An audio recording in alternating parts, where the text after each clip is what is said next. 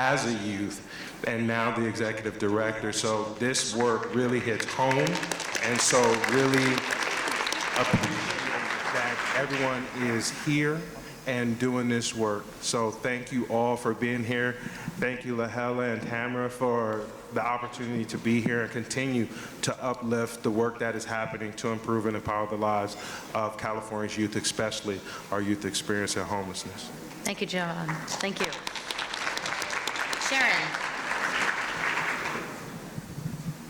Hi, good morning, everybody. I'm Sharon Report. I'm the Director of California State Policy for excuse me, the Corporation for Supportive Housing. So I work on state policy around homelessness, and CSH is a national nonprofit and community development financial institution. We advance affordable housing with services to help people thrive. And we do that through advocacy for policies and funding, through equitable investment in our communities, and by strengthening the supportive housing field. Sorry, I have a little frog in my throat. I just thought I'd try to go through quickly some of our top policy priorities for the state for this next couple of years. And our top priority has been, over the last couple of years and going forward, ongoing funding at scale from the state for housing and services. We feel like this is really the critical next step. We've taken a lot of bites at the edges of policy, and now we really need to do what we know we need to do to fund evidence-based solutions to homelessness. So we're going to be doing that through two different avenues. One is in securing a revenue source for ongoing funding.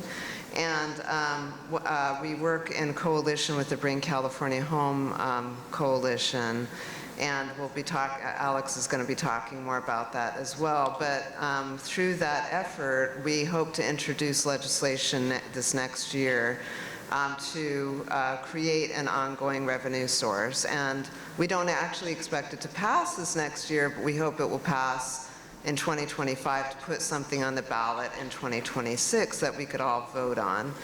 We're going to be talking more about that effort in the It's the Housing workshop at 11, so just sorry for the shameless plug, but if you're interested in hearing more about that campaign, please come to that session. The second avenue is through creating a Medi-Cal benefit that would fund housing support services. We think that we should go beyond what's currently available through community supports and actually create a benefit to fund those community supports. Unlike what we have now through CalAIM, a benefit would allow us to provide full coverage of those services to anyone who's eligible for those services. So it would be basically an entitlement for people experiencing homelessness who have certain functional limitations and need to be able to connect to those services to get healthy.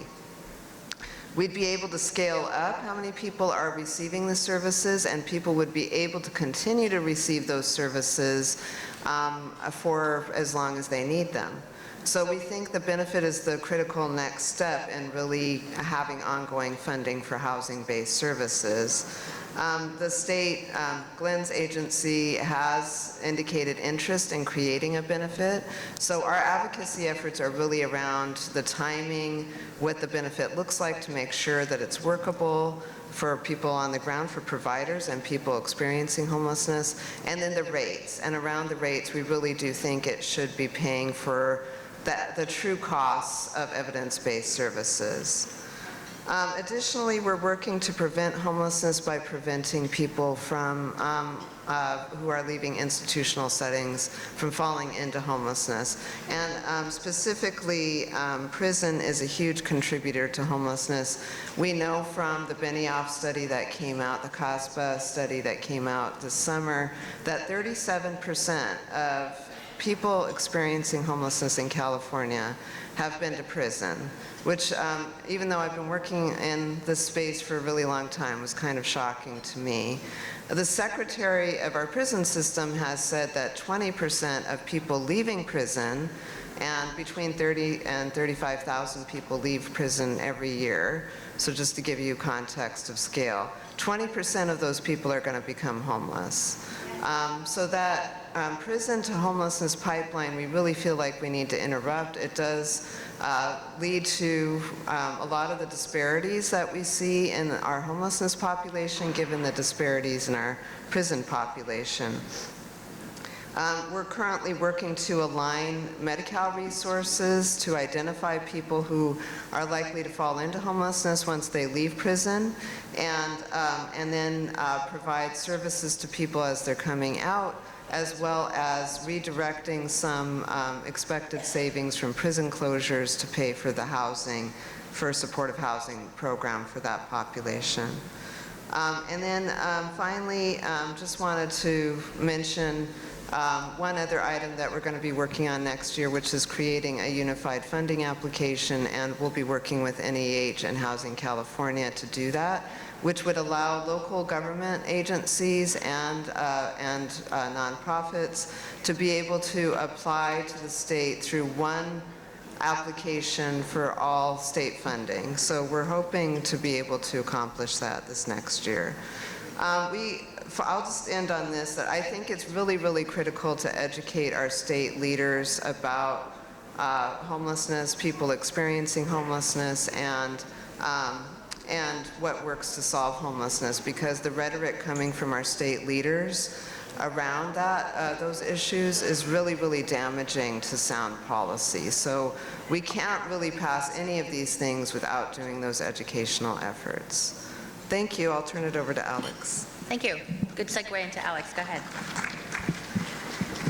Hi, good morning, everybody. My name is Alex Visotsky. I'm the California Policy Fellow at the National Alliance to End Homelessness. First, thank you to the task force for putting on this great event and convening us all. And I really appreciate all of you coming out early this morning. I'm definitely not the guy that's like making it to the breakfast panel, I must admit. So I applaud all of you. And thank you, Helene, for that great framing up front. For those that don't know the National Alliance to End Homelessness, we're a DC-based organization committed to preventing and ending homelessness nationwide. We do that in part by lifting up data-informed, evidence-based best practices to end homelessness. California is the only state where we have a state-level presence, in recognition that, you know, what happens in California really makes waves in the rest of the country. Sometimes that's good, innovative policies and practices, things like home key. Sometimes that's the not-so-good things as well. When California gets it right, a lot of folks follow our lead. When California gets it wrong, a lot of folks follow our lead as well. So it's really important that we bring those kind of evidence-based practices to California and try to protect them in California. And that leads into what our priorities are in California. I'll talk briefly about 3 of them. The first one is California's commitment to housing first approaches, and making sure we're not putting up unnecessary hoops for people experiencing homelessness to jump through before they can access the resources of our systems, and making sure we're not making subjective judgments about who does and does not deserve housing. Because Housing First recognizes that everybody deserves housing. Nationally, we're seeing a lot of attacks on Housing First, and we're starting to see some of those gaining ground here in California as well. And opponents around the country point to California and say that California shows that Housing First does not work. Housing First is the driver of what does work in California. And San Diego, I think, provides a really great example of this. You know, the task force puts out this monthly report that shows how many people are falling into homelessness each month and how many people are being housed out of the system. And it paints a really clear picture, right? Homeless services providers are housing a lot of people, and doing it in spite of being in one of the toughest, if not the toughest, housing markets in the country. San Diego data shows that over the last 12 months, nearly 10,000 people got permanent housing through these system interventions. That sounds like a local system that's rehousing a lot of people to me. and performing really well, in part because of our statewide commitment to Housing First and to your local commitments to Housing First. I think the problem which the San Diego data shows, and which Housing First has nothing to do with, is that people are falling into housing faster than we can get them out of housing, right? Over that same period of the last 12 months, over 14,000 people fell into homelessness for the first time in San Diego. That inflow has nothing to do with Housing First and everything to do with a severe shortage of housing that's affordable to deeply low-income people. So it's really important that we keep telling that story to the state, keep lifting up those data points to the state to ensure that we can protect what we have in Housing First here. The second policy priority I want to talk about, Sharon mentioned, was ongoing state funding to support local homeless systems. And again, just want to plug that panel at 11 o'clock. Come check it out. So I think we hear a lot about just like the gobs of money that have gone into homelessness at the state level. And I think it's important to take a step back and remember that prior to 2018, there was virtually no support for homelessness from the state. Since then, this administration has made big, bold investments through some of the programs that Deputy Secretary Wickrama mentioned, the HAP program, Home Key, as well as some of the investments through the Department of Healthcare Services as well that Glenn brought up. But these have all been one-time investments to really get homeless systems to scale and to get them to the place where, you know, I mentioned that like about 10,000 people getting placed in housing compared to 15,000 people falling into homelessness for the first time, to get them to a scale where we can flip those numbers, right, and we're bringing more people into housing than are falling into homelessness, we need the state to make predictable, ongoing commitments of funding. You know, from the service provider level, we know it's really hard to get your programs up and running when your funding changes every year, and when you have to swap in different sources of funding. And then on top of that, you have to go back and advocate to your public agencies to say like, hey, we need another year of funding. We need to continue this program that we know is working. All of that uncertainty contributes to the instability we see in the workforce. And at the end of the day, it means we're providing less continuity of services to the folks experiencing homelessness. We don't accept this lack of continuity of funding in many other arenas, right? We would never expect our schools to do a successful job of educating our children if they had to go to Sacramento every year and say, hey, we need to actually make sure we can keep the doors open in 2024. But that's what we ask our homeless services providers to do, right? Is to provide this just like incredibly difficult to provide, very like heroic level of services without any security that they're going to have funding next year. So the last thing I want to talk about that was also mentioned earlier was pushing back on racist policy in homelessness, because that's going to be another aim of the Alliance in the coming year. You know, it's been talked about a lot, but you know, we all know our homeless crisis is the result of decades and decades of racist policymaking at the federal level and at the state and local level. You know, what we used to see was explicitly racist policy. We have things like Article 34 in the California Constitution that allows communities to vote to block affordable housing. You know, something that was pretty baldly racist at the time when it was put into the Constitution. We used to allow racial covenants that said where you can and can't buy housing based on what you look like. You know, that's not what kind of racist policy has looked like for the last 50, 60 years, though. Policies, you know, can't say the ugly thing explicitly anymore, but what they can do is kind of fail to either fail to explicitly call out the racism in our policies, or B, kind of overlay this facade of neutrality on what we all know is a racist society, and then somehow expect these neutral policies to somehow, you know, change things. So, you know, what that means is sometimes we take important steps, like passing laws to ban source of income discrimination, but then we don't put any teeth in those laws to enforce them.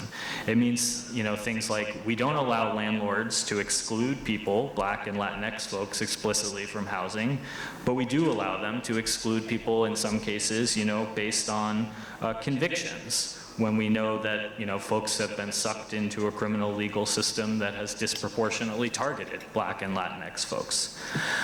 And the last thing I want to close on is, the latest iteration of that kind of policy is camping bans. And that includes the city of San Diego's camping ban that was passed earlier this year. When you pass a policy that says where a disproportionately Black population can and cannot be and cannot just simply exist, that's bad policy, it's ineffective policy, it's racist policy, and it makes it a lot harder to actually solve homelessness. So we want to push back. So we want to push back and make sure more of those policies are not passing around the state, and make sure the state is doing what it can to protect from more of those policies passing. Thanks. Great. Thank you to our panelists. We have about a little over 10 minutes, and what I'd like to do, because we are so fortunate up here to have this particular audience listening to us, because they are the ones doing the work day in, day out on the ground in San Diego County. And because so much of these panels sometimes talk about the big picture policy-wise, but what does it really mean, and how can we engage with those who are seeing everything on a day-to-day basis, individual by individual, who are running into these barriers or seeing things that do work? How can our organizations connect with them and them to connect with us? And as everyone heard, these are, 6 of us up here, all focusing on the state of California with our own kind of niche. And how do we put those puzzle pieces together to work in collaboration? So those are the kind of, just kind of big picture topics I'd like us to explore here. I don't have anyone in particular who would like to start. If anyone would like to start with that thought process, I can pick on you too. Go ahead, Dashika, go ahead. Thank you, Helene. So a couple of ways, and hopefully you guys are already doing this. So I mentioned the HAP grant, which is a formula grant that goes out to the counties, the cities, and the COCs. One of the requirements of that grant, and I'm assuming this is happening already, but maybe soon, that there needs to be public engagement before the application is submitted to the state, and they have a few months to do that. So I would and maybe ask Lahela and Tamara to let you know when those kind of public engagement meetings are occurring, because we really want to make sure that the city, the county, and the COC are really talking to people in the field, talking to people who are doing outreach, people who are working with shelters, people in the medical space, managed care plans. We are really trying to make sure that there's broad engagement, that kind of is incorporated into the proposal before it's submitted to the state. So want to just make sure that I put that on your radar, because there's going to be public engagement throughout the state. But in San Diego, if you're here, make sure you are part of that and make your voice heard. The second thing I will mention is, remember I mentioned the state council that meets every quarter. Those are public meetings, so I would encourage you to join those meetings. The next meeting is February 28th, but I'll make sure Lahela and Tamara have those links if anybody is interested, so that you can join. Those are 3-hour meetings where you can really hear cabinet secretaries at the state, 14 department heads really talking about how they want to approach cross-sector collaboration and really thinking about evidence-based practices, data, and lived experience is very much a part of that conversation. The third thing I'll mention is we have a newsletter that goes out. If you go onto the BCSH and then the CalICH website, you can subscribe to the newsletter that really provides a lot of opportunities for funding, but also evidence-based practices, case studies on things that are happening across the state that might be useful to your work. You can also use the CalICH website to submit speaker requests. We also work with tribal nations, by the way. So just really want to make sure that you are aware, because I'll be honest and speak for myself. Until I joined the state last year, I used to work for the county and city and a nonprofit myself. I was not aware of all these different things at the state, but I think it's important for locals to really be armed with that information and provide that feedback to us through those mechanisms. The last thing I'll mention is, you guys every day do the work, and capture data, and I want to just say and emphasize how important that is. I know it seems a lot of work on top of the work you're already doing, but that data then gets submitted to the COC, and each of the 44 COCs submit it to the state. And that's why Turner was able to do what Helene mentioned. Their trend analysis is all using that state database. But I just want to say it's your data, because your data from San Diego and all the other COCs is feeding the state database, and for the very first now we can have academics use that database to do trend analysis, what's working, how long are people staying housed. They're doing different sheets on older adults, young people, families with children. So I encourage you to go to our data page on CalICH, where you can see the links to the Turner research as well as some of the data sheets we have done. And then we also have drop-down menus that you can see for 2022 and previous years, all the HDIS data for your community or for the state. So it's just good for you to have that information as you're talking to the public, because this is data you have submitted that is now live on our CalICH HDIS data page. So just a few ways. Sharon, go ahead. I think that I know from my work that I cannot alone effectuate policy change. We work in coalition for that reason. We know that we're more powerful when we work together. So we do convene a lot of coalitions and work on a lot of coalitions. Helene had mentioned before people with lived experience being a vital part of that effort. And our state policy really relies on the voices of people with lived experience. So we do have a state policy advisory committee that advises us on our state policy priorities. And I just want to encourage anyone with lived experience to look for expression of interest that we're going to be circulating to add more members to that committee. So that's one way. We do have our Bring California Home Coalition, which I mentioned earlier, and that is a coalition of people throughout the state who really just want to see ongoing funding for evidence-based solutions. And then we also have an older adult coalition of, again, people working throughout the state to solve homelessness among older adults. So we do have those three coalitions, and then we have some informal just partnerships that we formed, and always want to hear from people doing the work on the ground. And those partnerships are really critical to forming our policy priorities. We also have we have staff in 3 different locations in California. And here in San Diego, that's led by the brilliant Saman Ruff, and I work with her a lot to just connect with partners here in San Diego, and just encourage you to get involved with our San Diego office as well. Great. Go ahead, Glenn. And then Alex, and then Javon. Yeah, I kind of want to plug a few things here. You know, I mentioned CalAIM earlier, and that's really kind of like our Medi-Cal reform. A few things I want to plug. There are some fantastic financial resources out there currently. You know, with CalAIM implementation, you know, we talk about like enhanced care management to meet folks where they're at, out on the street. We talk about community supports to address health-related social needs, but I just keep having this pop up in my mind. Like, you know, there is a lot of incentive dollars out there. I would say that because, you know, we're really trying to lift up the power of CBOs, power of providers, the frontline workers. And these incentive dollars that are out there, it's really meant to build up the capacity and infrastructure between managed care plans and providers, local CLCs. Having worked at the county myself, I understand what that's like, trying to, you know, put out like, you know, pilot agreements, proposals, things of that nature. So I would encourage, you know, you to work with your local counties, your managed care plans, all your partners, because the counties that I see that do it really well are the ones that have that robust collaboration.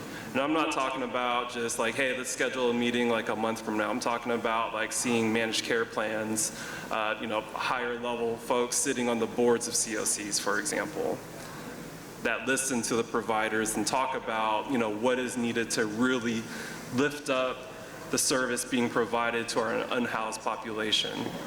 So I mentioned a few things. We're wrapping up year 2 of our implementation. Wholesale changes like this, it does take time, and it doesn't always feel like we have time, especially on the ground level. But we are really, really full steam ahead, doubling down on building up that capacity. If you're not currently, contracted with the managed care plan, I encourage you to lift up your work. I want to increase uptake. Some things looking ahead, there's other, we have like what we call our housing trio that we fund through Medi-Cal, and that's like housing navigation, housing deposits, housing sustaining tenancy services, all those things that I consider like some bread and butter here. There's also other like short-term post-hospitalization, recuperative care. I want to increase uptake on those. I want to understand what the models are where we can combine these Medi-Cal resources with other resources like housing choice vouchers. How do those interplay? And, like my fellow panelists up here are mentioning, there's just quite a lot of efforts, and now looking ahead to year 3, I'm really wanting to place a focus on how do we rate those efforts now? What are the best models, best practices that we can lift up? I think there's a lot of work to be done in that space. Also recognizing that, this is full steam ahead, and, I know things take time and we don't always have the privilege of time, but, I just wanted to reaffirm